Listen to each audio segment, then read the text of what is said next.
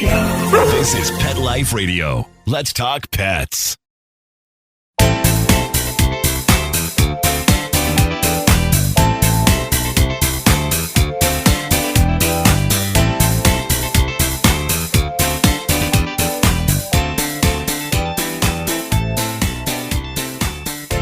Welcome to Covered in Pet Hair, a boozy show for pet lovers on Pet Life Radio. I'm your host, Isabel and today I have the pleasure of having a drink and a chat with a pet rescue advocate that's going to help us learn more about why we should avoid puppy mills. I will tell you all about her and introduce you as soon as we come back from these messages from our sponsors. How many of you have pets? My hand's raised. Now think about how lucky you are to have such a sweet little pet in your life, and that pet is lucky to have you too. But unfortunately, there are countless pets out there that don't have a home to call their own. However, Bob's from Skechers is trying to change that. So we developed Bob's for dogs and cats to help pets in need. With every purchase of adorable Bob's footwear or fun, stylish apparel, or even the cutest Bob's pet accessories, Skechers makes a donation to Petco Love to help save shelter pets. And with your help, we've already saved the lives of over 1 million pets and raised over $7 million. So while you're getting style and comfort with features like Skechers' famous memory foam cushioning, you're also helping to save an adorable pet in need and helping another lucky owner be connected with a future best friend and companion, because happiness is having a loving pet by your side. Find Bob's at a Skechers store, Skechers.com, select Petco locations, or wherever stylish footwear is sold. Let's Talk Pets on PetLifeRadio.com.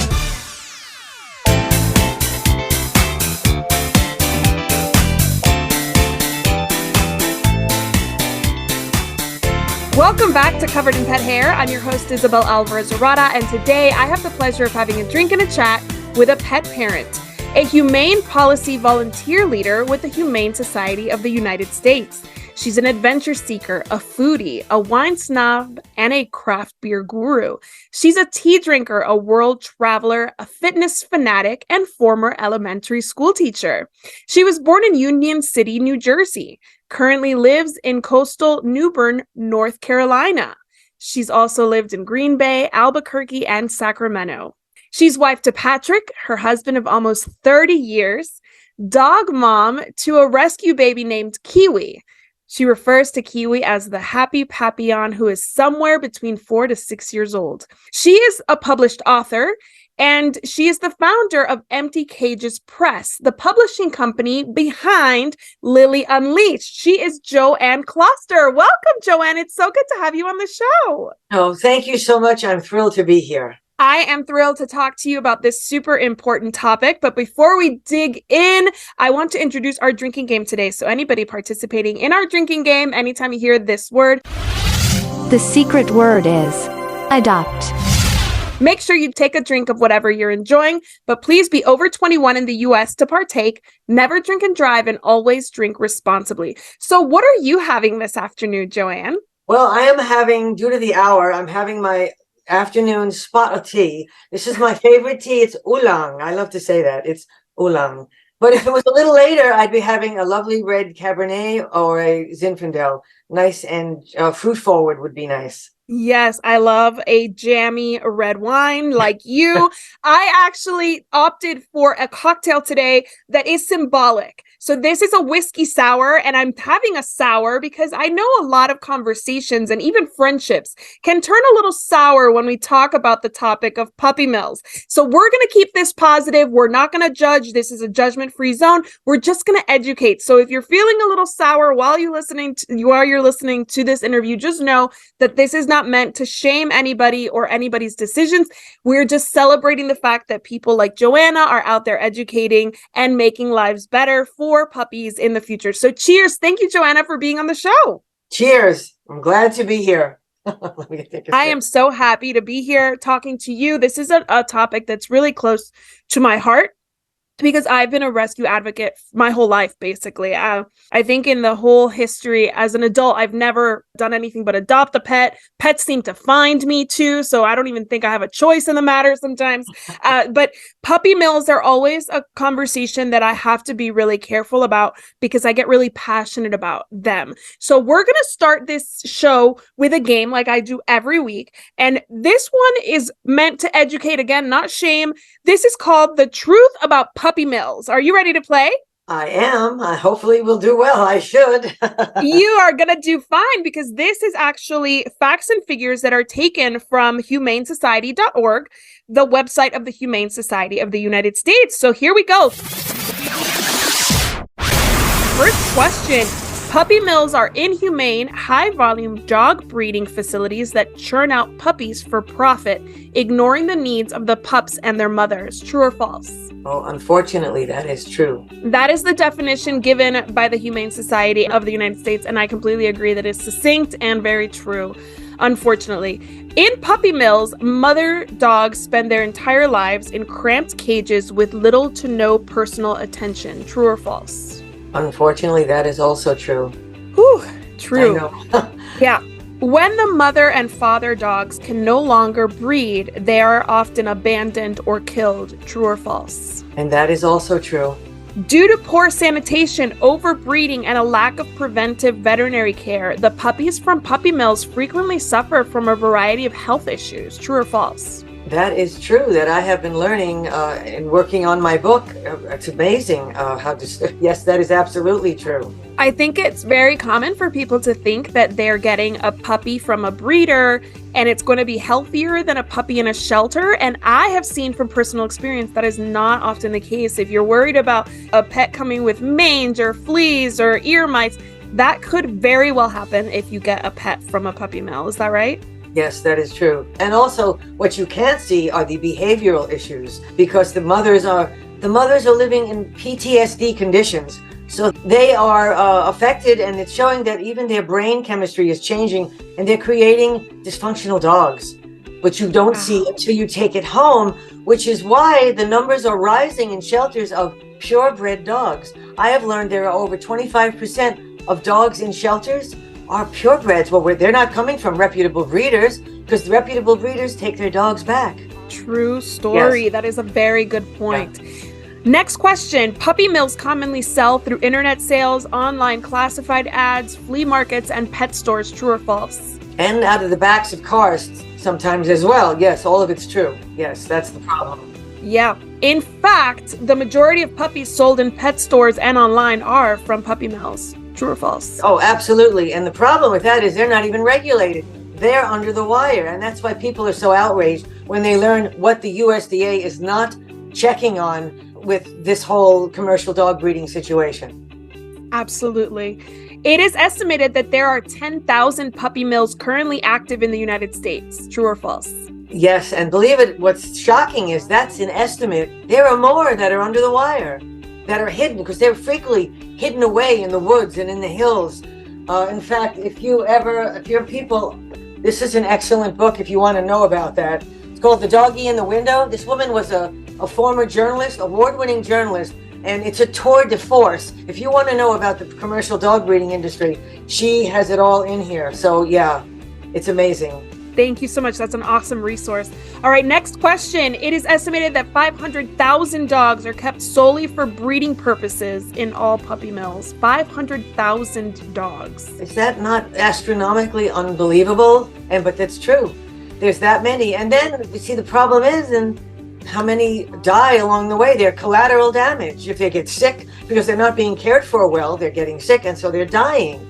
Yeah, my friend, unfortunately, Isabel, it is a challenging situation. Yeah, absolutely. And it is estimated that 2.6 million puppy mill puppies are sold each year. 2.6 million. Yes, that's amazing. That number was dumbfounded when I read these stats, which are, like you said, right on the website of the Humane Society's website. Absolutely, it's available to anyone who wants to find it. And absolutely, it is definitely available. So the information's out there. It's not like when I moved to the United States and my parents bought a golden retriever. We didn't have the access in the early 80s to figure out what we should be looking for. But today we do, and that's why we're talking about it. So I have the last question for you.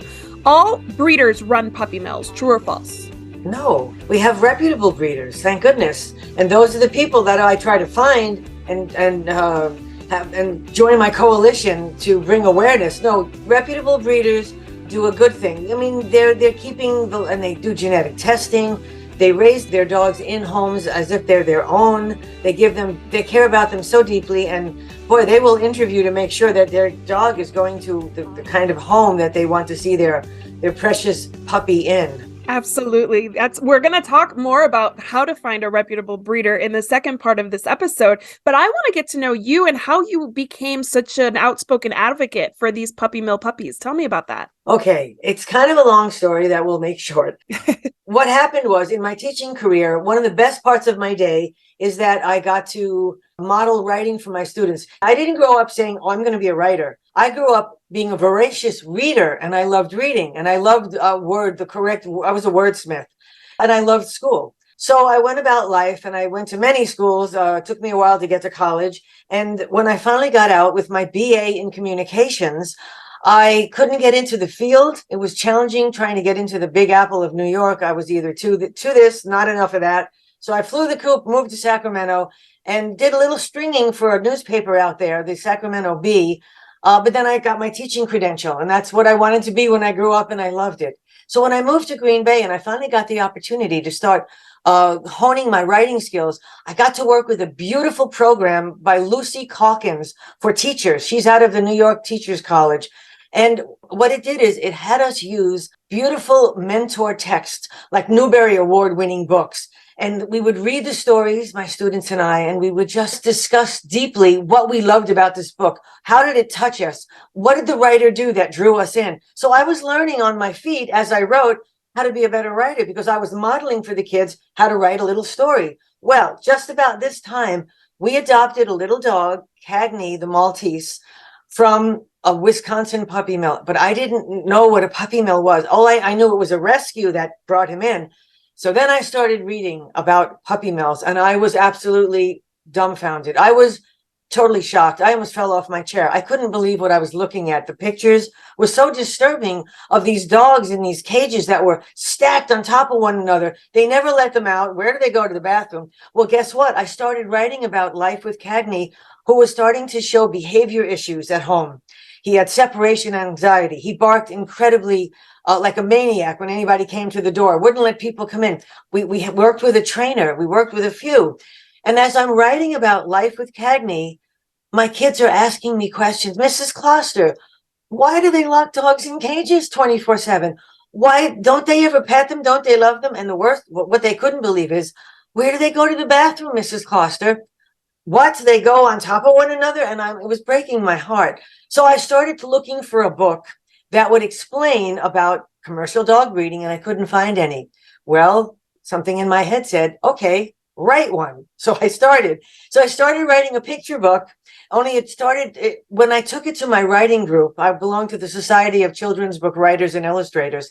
A lovely woman who was a published writer said, I love your idea, but I think it's too big for a picture book. Have you considered a novel? And I said, no. And I said, oh, okay, but I could. So I started writing it, and 10 years later, here it is. But it had to be a story that had a lot of other things in it. So it's a coming of age story about a girl who finds her voice speaking up for this dog she's taken in that's from a puppy mill that is having issues, but she has friendship issues along the way. There's intergenerational. The neighbor next door is an older woman who we learn isn't really truly a meanie. There's a reason for her sadness and her meanness, her crankiness. But the book also gently talks about what you can do and how to stop puppy mill to pet store pipeline. So that's how it all came about. My students. I received your book. Thank you so much for good. sending me a copy. I have started reading it. I'm not very far in because I just received it last week in preparation for our show. But in addition to your book, you spread awareness. Still to this day, you're no longer in school settings, but how do you get in with your community to share all these horrors and how people can do better? And one thing I'd like to mention is in the back, I did work with Dr. McMillan. Dr. Franklin McMillan is an international animal behaviorist. He specializes in animals that have been traumatized, and puppy mill dogs are one of them. And he did a seminal study that I used his research in my book. In fact, Lily talks about it. That's what I loved. You could put all this stuff in the book, and it was so much fun writing it and be sitting in my chair being Lily and putting it all into the book. But anyway, what I do now is I go around my town and surrounding towns at different events. Like my first event was such a success. It was amazing. I partnered with my local shelter, Colonial Capital Humane Shelter, and they had a booth at a home and garden show of all places at the convention center. Well, I had my booth set up with a wire cage and a little stuffed dog inside, a little Yorkie.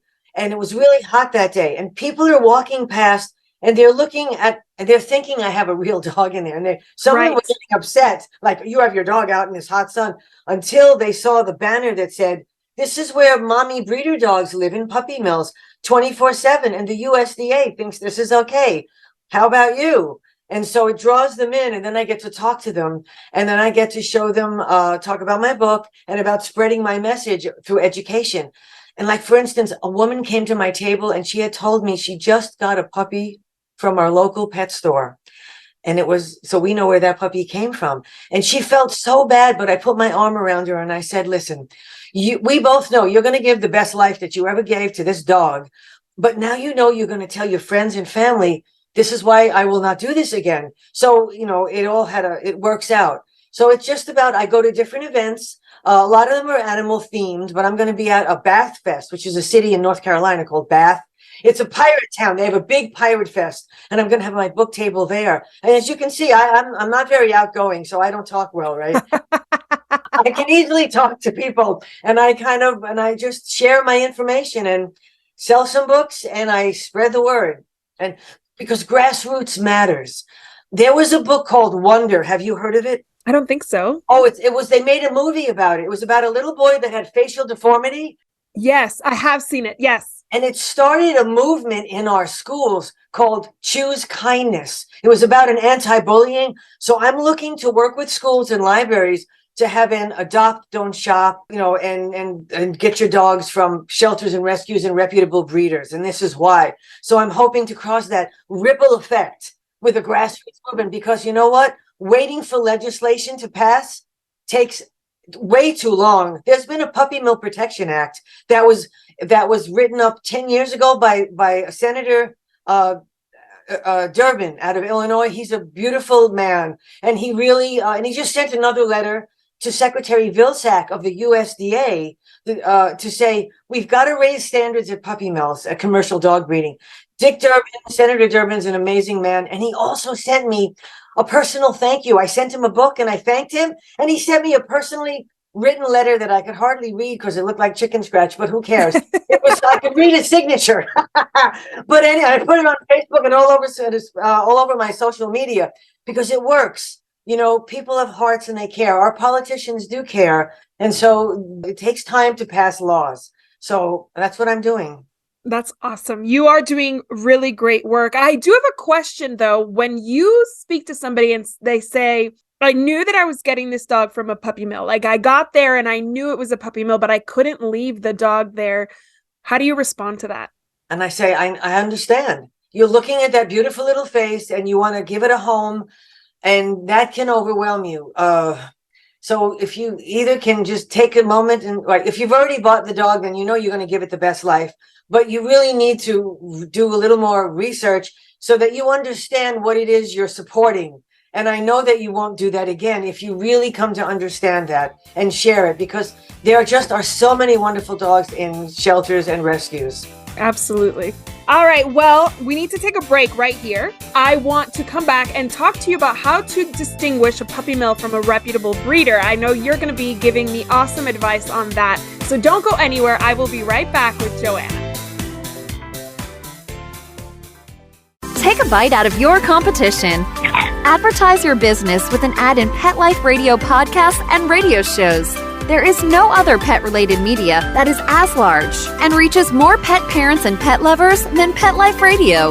With over 7 million monthly listeners, Pet Life Radio podcasts are available on all major podcast platforms, and our live radio stream goes out to over 250 million subscribers on iHeartRadio, Odyssey, TuneIn, Stitcher, and other streaming apps. For more information on how you can advertise on the #1 pet podcast and radio network, visit PetLifeRadio.com/advertise today. Let's talk pets Let's talk pets on Pet Life Radio. Pet Life Radio. PetLifeRadio.com.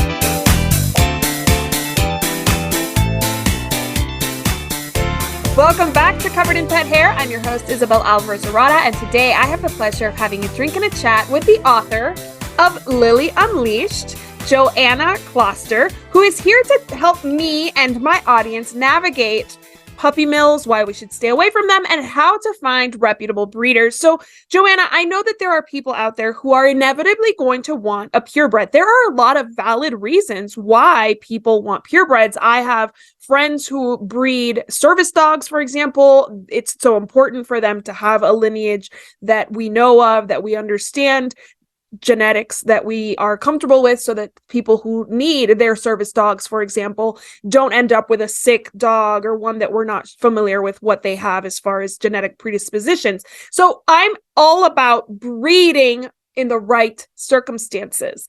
And I, like you said, I know that there are a lot of purebreds at shelters and rescues. So those people can obviously go and look for their preferred breed there. But I want to play a game with you that I've called Ethical Dog Breeding 101. And I want you to just help us navigate how we can recognize a reputable or ethical breeder. Are you ready to play? I am ready. All right, here we go. A responsible dog breeder only sells to people in person. True or false? Well, that's true. That's very true. Responsible breeders encourage you to visit and spend time with the pup's parents, at minimum the mother. True or false? That is absolutely and so important. Can I elaborate? Absolutely. You must absolutely see where the dogs are being raised, where they live in the home, where the room, what area is set up. Well, you may have some other questions that I'll wait to see, but there are many other things. So you also want to see or know about the father. But you want to see the mother dog, you want to know how she lives, and you also want to ask, how often is that mama dog bred? You know, how often do they? Reputable breeders will wait years, frequently, because that dog needs a break to have, and then, yeah, absolutely. But you must see where that dog is living and look around to see that it has the comforts that it needs. Yes, because I feel like if I were an unethical breeder, I would just bring the puppies into my home and be like, here they are, this is where they live. But, you know, you have a shed somewhere else with all of these, like, poor animals just, like, breeding and living on top of each other. So what the person sees is not actually the whole picture. So when you see the mom, then now you're seeing more and you're asking more questions. So that's so important. So see if any red flags go off. And even if you can look around the property to see, is there a barn where you're hearing barking out back? Because maybe they just, like you said, they just brought that doggy in. You can get a feel for when you walk into a room, are there the toys there? How do they socialize the dog? Let them tell you how they do that, what they're feeding the dog, how often the vet is seen, or what they've done, any inoculations. You have to have, and you can go online and also see, what should I be looking for with a reputable breeder? You can find that online. From the breed that you might be interested in, they all have websites that show you how to get a dog from a reputable breeder. That's really important.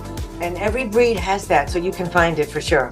Absolutely, I agree. And this list was taken again from the Humane Society of the United States. They have a printable that you can literally print out and follow and take it with you if you're interviewing breeders.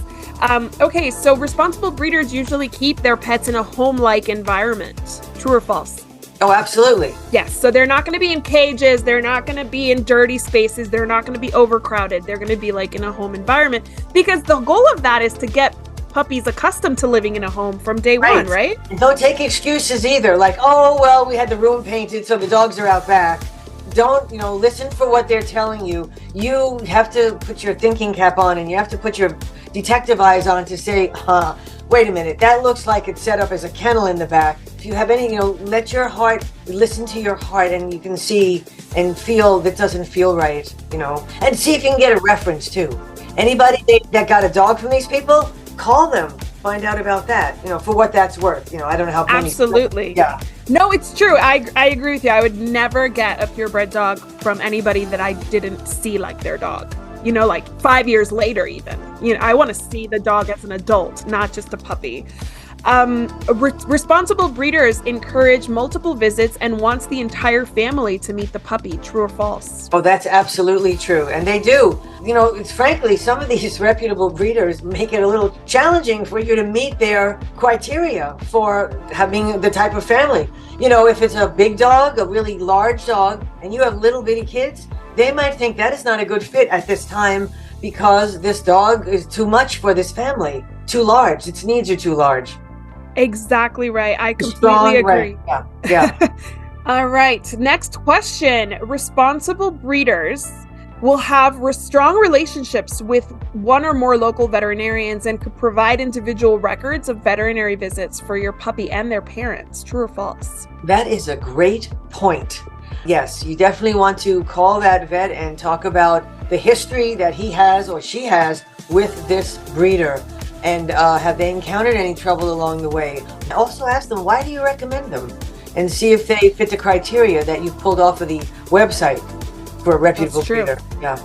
Before and after purchase, responsible breeders offer guidance for the care and training of your puppy and are available to help. Oh, absolutely. Yes, definitely. They will guide you in the right direction because they want the best life for that baby that came out of their breeder, their beautiful mama dog. Yes. Yes, absolutely. When you really get to know these breeders, though, they're so passionate about these breeds that the last thing they want is for something bad to happen to that pet and it to affect the breed or their reputation. So they're so committed when you really understand why they're doing what they're doing. Responsible breeders will also be able to provide references from other families who have previously purchased one of their puppies. Oh, absolutely. Willingly, yes. And you know what's amazing? I was getting some orthodontic work done and the technician, somehow we started talking. She is a breeder, a beautiful, we spoke at length. She breeds golden doodles. And we talked about how much money she spends on genetic testing and what she does. I didn't know that because I'm on the other end of it working with puppy mill dogs. But she really educated me on what she does to keep that and how expensive it is. And it's really all about, she doesn't make a whole lot of money. It's about making these beautiful, these dogs that they love for people who feel the same way. And so she breeds them maybe once every 2 or 3 years. And maybe after 2 times stops because they just want to keep everything as healthy and correct as possible for her beautiful dog. Absolutely. Responsible breeders can explain in detail genetic and developmental problems inherent to the breed and provide documentation of that puppy's parents and their genetic lineage. Right. And you see, that's what you don't see at a pet store. You don't see the inbreeding and the crossbreeding and which dog was bred with its sister or brother or mother, and none of it comes out. And then you get home and 3 months later or 4 or 6 months, you got a dog that has a back problem. The shepherds have back problems. The little dogs have the knee problem issues that are so common. Yep. And now they have to pay for that. So that's why in my table, I talk about puppy mill dogs being a consumer protection issue because too many people do not know about this. They also are, then also when they find out the other problem it's almost like social justice because you have people coming into a pet store. Well, they love that $3,000 dog, but they don't have the money up front. So they're going to finance it. Well, guess what?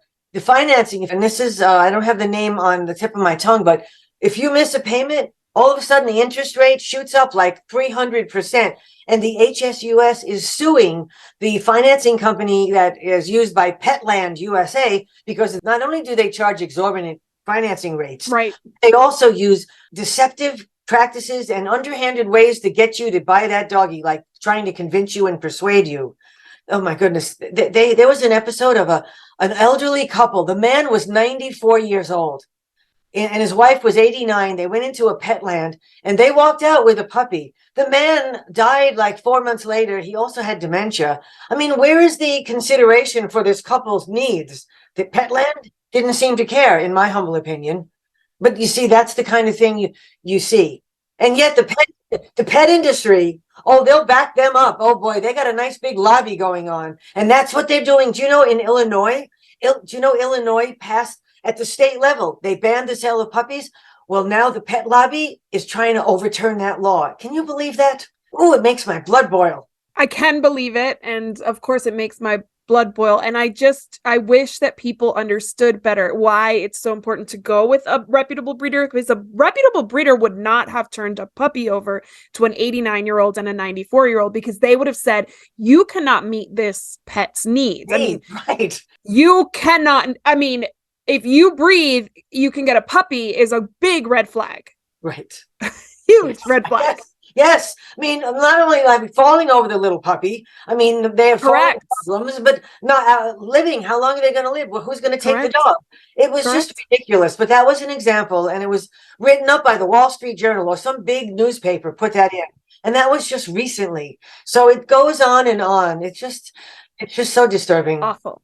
So responsible breeders are often involved actively with local, state, and national clubs that specialize in their specific breed. Yes, because they want to be seen as reputable, because they are reputable. And that's why they're affiliated with their state and national organization. Except the AKC. The AKC, in my humble opinion, is doing a lot. You know why? Because they write the certificates of purebred to the puppy mills. They don't care where the conditions are. They don't care what the conditions are. Apparently, in my opinion, I got to say that because I don't want any trouble. But in my opinion, they just write it to anybody at the puppy mill. And there you go. That's why we have this industry called commercial dog breeding. There should be a minimum standard. Yes. In order to receive any kind of certificate, because what breeders are supposed to be doing is preserving these breeds, not damaging. They don't ask anything about genetic testing. By the way, I mean, the millions of dollars, when I saw the statistics that the HSUS, the Humane Society, put out about how much, like 10 years ago, the AKC reaped in like $28 million from puppy mill breeders and the certificates that they pay for, so they can say, I have a purebred dog, even though it's this, oh my goodness. It's about greed and profit. It is. And it's honestly like the most brainless work, right? Like you put two dogs in heat and of course they're going to procreate. And that's just, and then when you go in further, you see that they like encourage basically dogs. They grab the dog, they stake her down to the ground, they let another dog mount her. So now we're talking about rape and like lack of consent and all these horrible things that are happening to these mama dogs. So it's really either really brainless or really evil. There's not a lot in between. Can I add a little aside? Yes.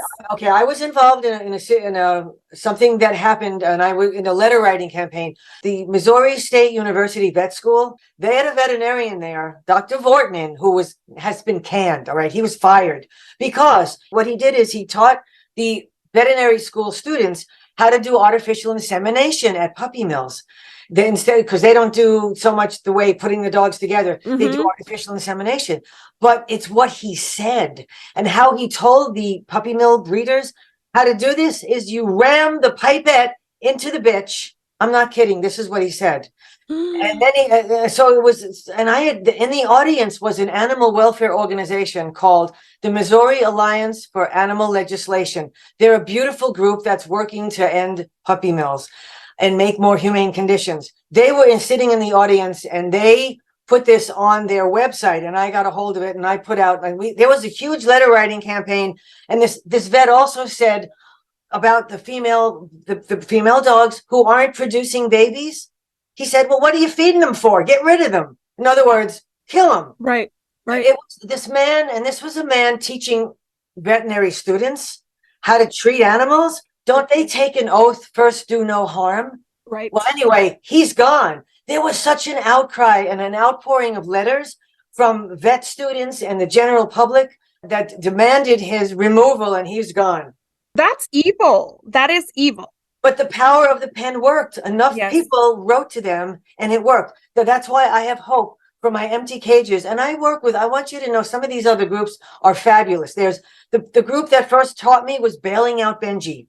They are out of Iowa. Oh, they're wonderful. Mindy Callison is amazing, and she took me under her wing, and she taught me lots of things. She turned me on to the HSUS. And then there's the Companion Animal Protection Society. They're amazing. So, and they're smaller, but there's a lot. The question is this: if puppy mills are so okay, why are there so many organizations and people out there trying to end them? Well, I think that we all know puppy mill has become a words. Those words are synonymous with bad, evil, not ideal. But I don't think pet parents understand just how dark and how deep that really goes and how much it affects that one pet you got. It's not just about the mom. It's not just about all the ones that come. It's also from a financial and from an emotional perspective. It's not what you want, because it's going to bite you in the butt later when you've adopted this pet or purchased this pet, and then it falls ill or it has a degenerative condition because they didn't test for genetics. Oh, there's one other really important thing. Dr. McMillan, who did the study, he found when he compared dogs from puppy mills in people's homes with dogs that came from shelters or breeders, the puppies grew up to be much more aggressive and biting and having biting issues. So that's another thing that can come down the road you're not prepared for. There's just so many negatives that are being written about and are on the internet that will justify the movement to end commercial dog breeding. Oh, and they're also termed livestock. How about that? Because if you were to treat your dog the way many of these puppy mill breeders treat their dogs, you would be brought up on animal cruelty. If you locked your dog in a cage 24/7, why is this okay? Because they're termed livestock, and we can lock up livestock. We won't go into that issue either. Exactly. That's a whole other conversation full of evil as well, and that we like to pretend isn't happening, but we all know is. But there's good stuff going on, but there are people working on that, and changes are being made. So that's good. It's very important that organizations get involved, but it's also consumer responsibility to do better. And a lot of people, I find, when they're looking to add a pet to their home, they're ready today and they want it today. That's the problem. That is really a huge issue for me for so many reasons. You first of all need to make sure that it's not an impulsive decision, because that's not going to work out in the long run. But two, most reputable breeders don't just have pets available. A lot of them work on wait lists and they only breed every so often. So what do you say to somebody who's like, I wanted a Yorkie and that's the only one I found? Okay, well, you can get on the internet, and there are organizations that will help you get one, even if it has to be transported from another state. They will connect you, or if they don't have any, they'll connect you. So, if you do your legwork, you can find dogs in this country. Or they may say, well, we have, can you wait a little bit? This one, we'll be having puppies in maybe a month or two. And they hopefully will talk to you about the benefit of waiting. But if you can't, you got to get on the phone and start looking. I mean, be proactive. Just don't go to that pet store, because that puppy is just coming from the most worst situation, and you're condemning his mama to a life of hell. Yes, for sure. If you go on my website, there I have a video, the CAPS, Companion Animal Protection Society. They let me use their video, and it was filmed with Colatani is his name. He's an actor out of Canada. It's a video of him in front of a puppy mill. And it is so heartfelt. And he talks to you, like the viewer, about the next time you go to a pet store, think about this. You're condemning that mommy to a life of hell. And, and that will, if you just watch that, that'll stop you and it'll make you think.